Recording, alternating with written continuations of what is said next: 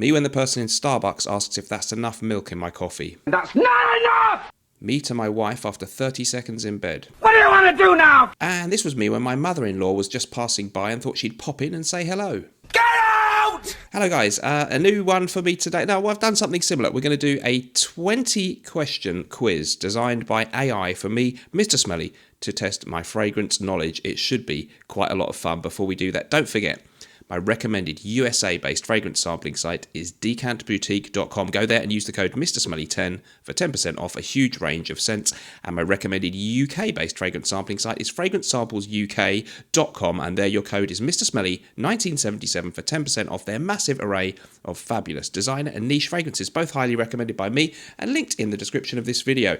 Okay, so we've got these wonderful AI questions, 20 of them. It knows it's me that it's asking.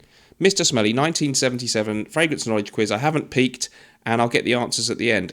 How many do you think I'll get right? First, question 1. Which perfumer is credited with creating the iconic Dior fragrance Fahrenheit, and in what year was it released? I'm pretty sure, I think it was 88. It could be 89. I'm going to say 1988. I don't really know. I don't think it's him. I'm going to say Michel Almerac, but I think I've got that one wrong. Okay, next question. What is the main olfactory difference between the original Creed Aventus and its commonly discussed 2016 batch variation? Well, there were loads of batch variations. I'm going to assume they're referring to the earlier ones being more smoky and the post-2016 or so being less smoky. That's what I'm going to guess. We'll find out at the end. Okay, question number 3. Name 3 classic barbershop-style fragrances from either designer or niche houses that help define the genre. Okay, well, designer houses, you've got, of course, Rive Gauche Pour Homme has to be one of them. From niche houses, you could easily have Invasion Barbare by MDCI. And for a barbershop smell, what's the best barbershop fragrances out there? Well, we could say, going back a bit, Azzaro Pour Homme from designer house Azzaro, 1978. That's an easy one, that question for me. Which fragrance from the house of Amouage is often associated with beast mode performance? We know this one, don't we? And a reputation. Who was the perfumer behind it? Is Interlude Man, the Blue Beast. Don't know the perfumer. I'm going to guess maybe Bertrand Duchefort, because I know he's done some of their other stuff. Let's find out at the end. Here we go. Which fragrance house is known for using extremely high concentrations of natural oud and was founded by Ensar? I think it's called Ensar Oud, isn't it? Yeah. Which fragrance reviewer is known for the catchphrase, spray it, test it, love it, and hails from the UK? I have absolutely no idea. Here we go. What controversial cologne brand has gained popularity online for offering interpretations of high-end niche perfumes is often debated in the fragrance community? Well, that could be a lot. It could be Armaf, but when they say controversial, I know Dua got a lot of stick at one point, so I'm going to go with Dua fragrances, maybe. It could be them. I actually like them a lot. Great news! At nortonandwilson.com, you can now get 20% off when you order any 2 or more individual 100ml bottles. Just add your items to the cart and the discount will be applied automatically. In the USA, we still have a separate bundle deal for Gravitas Pour Homme and Gravitas Essentia that's even better than 20% off. Go to nortonandwilson.com and order in the USA, Canada and the UK. In what way did Jean-Claude Ellena revolutionise perfumery during his time at Hermès, and name one fragrance that showcases his minimalist style? Well, it's got to be Terre d'Hermès. I don't know how he revolutionised perfumery exactly, but he maybe with the use of ISO-E Super as a main part of that fragrance and others, maybe. So that's question 8. Number 9, which Tom Ford private blend fragrance is considered a cult favourite for its daring use of animalic, leather, spice and incense, often dubbed as challenging but rewarding? Animalic, leather, spices and incense. Animalic leather. I'm just going to guess Tuscan leather, but that's not really how I would describe Tuscan leather, so I might have got that one wrong. Number 9. Who is the founder of the YouTube? This is question 10. Who is the founder of the YouTube channel Redolescence, and what is his real name? Well, it's Stephen from the channel Redolescence, and his real name is Stephen Gavrielitos, I believe. I mean, who he is and his real name is the same thing. AI can be a little weird. Okay, on to the second half of the test. 11. What legendary Guerlain fragrance composed by Jacques Guerlain in 1925 is often considered one of the greatest perfumes of all time? I'm going to guess Mitsuko. Not sure the exact year, but let's try that one. Charlie Chaplin's favourite, by the way. Question 12. Name 2 discontinued designer fragrances that are highly sought after by collectors and often sell for high prices on the secondary market. Well, that's pretty easy. One big one that you can very rarely find is Patou Pour Homme from the 1980 release. And you could also say discontinued fragrance, Dolce & Gabbana by Man would be a good answer for that one. Well, question 13. Which Roger Parfums fragrance is known for its bold and opulent interpretation of the classic Chypre structure and has been associated with luxury and high price tags? Well, probably quite a few you could apply that to. I'll guess Diaghilev. Is that a Chypre? I'm going to go Diaghilev, all right? 14. What is the name of the popular niche house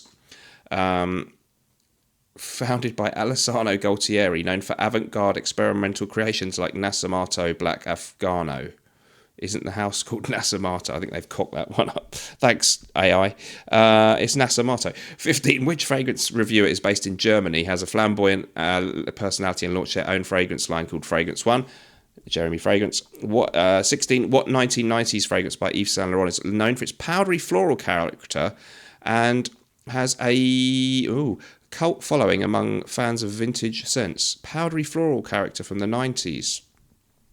It's not opium because I think that's 80s. Pass. I don't know. I'm sorry. I don't know. I want to find out. Which niche brand co-founded by Clara and John Malloy is known for storytelling through fragrance and uses names like Baccarat Rouge 540 and Grand Soir? Well, that's obviously Maison Francis Kurkdjian. I didn't know it was founded by those peoples. Is this right? Question 18. Which 1980s powerhouse scent by Dior is often cited as one of the most influential masculine fragrances of all time, known for its spicy leather and bold presence? That must be Fahrenheit, because that's their only powerhouse-like fragrance. It could be Jules, but I don't think they're going to be saying that. I think it's Fahrenheit. 19, question 19. What is the name of the oud-focused fragrance house co-founded by Sultan Pasha, known for artisanal attars and limited edition distillations? Pasha, Sultan, isn't it just called Sultan Pasha? Is it not? Hang on. Interesting. Last one.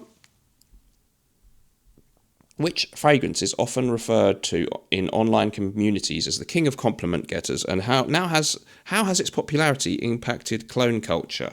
Well, there could be many, couldn't there? I assume they might be referring to Aventus, and it was one of the first heavily cloned fragrance, and therefore it spawned the whole thing of clones being a big thing. So Creed Aventus.